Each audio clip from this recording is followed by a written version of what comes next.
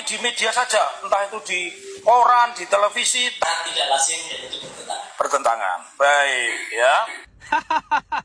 Inilah yang ditakutkan oleh si Roy Suryo dan DKK itu. Kalau kasus ini sampai ke pengadilan, ini hanya kasus yang ada di Solo dan sudah kejebak langsung sendiri ya. Atas jebakan pertanyaan Roy Suryo diuji, tapi yang diuji dokumennya tidak ada dan kejebak sendiri teman-teman pertanyaan Pak Hakim. Nah, kalian penasaran kan teman-teman ya? Ayo silakan tonton ini sampai habis. Dan satu lagi teman-teman, tolong teman-teman ini di-share banyak-banyak supaya orang pada tahu apakah betul apakah lazim nggak ini yang dilakukan oleh Roy Suryo atau DKK ini ya. Teman-teman sekali lagi ya, komen dan jangan lupa untuk dibagikan.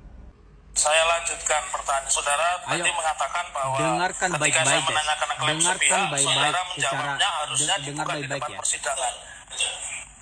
Pertanyaan saya dari setiap sidang yang pernah Anda ikuti dan pernah Anda didudukan sebagai ahli, apakah mekanisme seperti yang ditunjukkan oleh Mabes Polri itu benar? tidak lazim.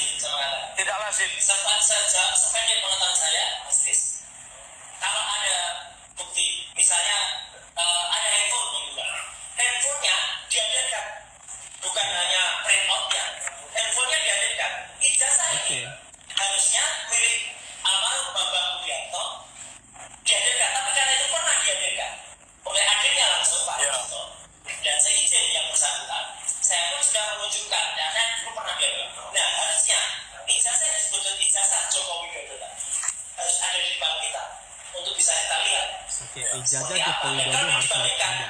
Selesai, saya kira sudah kita bisa uji bersama. Oke, kita uji bersama. Baik, ahli, pertanyaan saya lanjutkan kembali ya.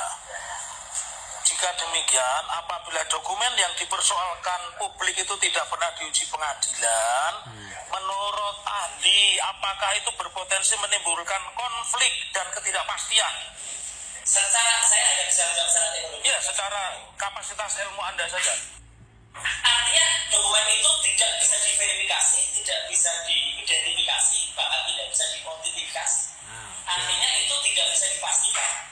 Sebuah dokumen yang tidak bisa dipastikan pasti akan menimbulkan persepsi yang berbeda-beda dan itu mau di luar pendapat. Ya, karena Anda seorang ahli, ketika Anda dihadapkan pada satu bukti yang seperti itu, Anda mengatakan apakah itu layak disebut bukti?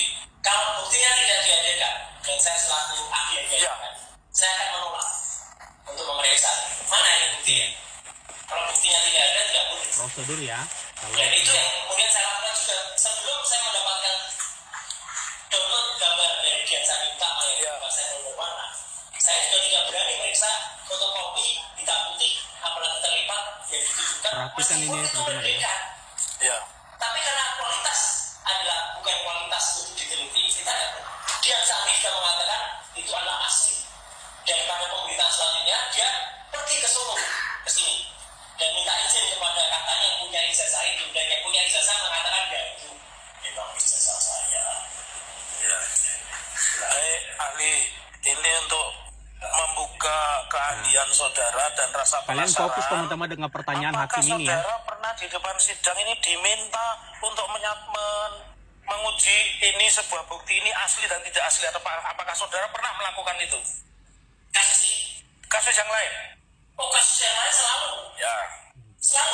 Selalu ada buktinya, bahkan selalu ada digital evidence ya. Karena undang-undang ITE pasal 5 ayat 1. Bukti digital itu bukan hanya print out. Bukti digital itu adalah dari file asli digital yang ada, dan kemudian itu ada hash-nya. Hash itu adalah identifikasi dari file digital yang ada. Jadi kapasitas Anda ketika Anda diminta untuk menguji, berarti barang yang diuji yang asli atau tidak asli dihadapkan di depan saudara. Dihadapkan sehingga kita bisa menguji yang asli dibandingkan yang tidak asli. Hasilnya adalah satu asli, Ini satu perhatikan tidak nih asli, guys. atau tidak asli juga. Perhatikan pertanyaan Kenapa terakhir. saya tanya itu untuk menguji pertanyaan kaitannya dengan peristiwa hari ini. Apakah menurut saudara Ini tindakan yang menyatakan bahwa ijazah ini asli, tapi di media saja, entah itu di koran, di televisi, tanpa membuka dokumen fisik di pengadilan, bertentangan dengan proses pembuktian yang pernah Anda lakukan di depan persidangan? Sangat tidak lazim dan itu Bertentangan.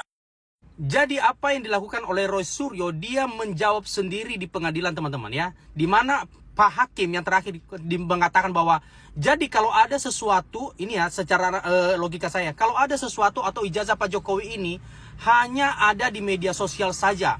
Di media sosial saja ini, walaupun dikatakan itu asli atau palsu, tapi di media sosial saja, apakah itu berlaku atau itu apa dikatakan bolehkah diteliti atau enggak, atau lazim atau itu bertentangan? Tahu nggak jawabannya apa?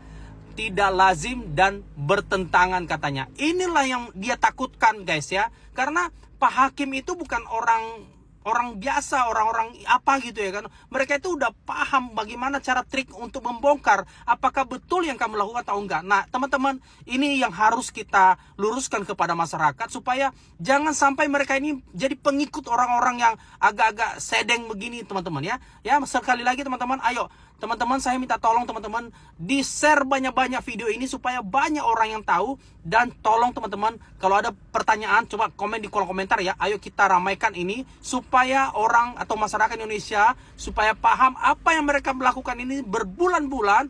Mereka sudah, kalau menurut saya adalah sudah membuat opini yang tidak baik kepada masyarakat sehingga terjadi polarisasi. Sekali lagi teman-teman, ayo share teman-teman sebanyak-banyaknya teman-teman ya, supaya masyarakat pada tahu apa yang mereka lakukan ini. Oke?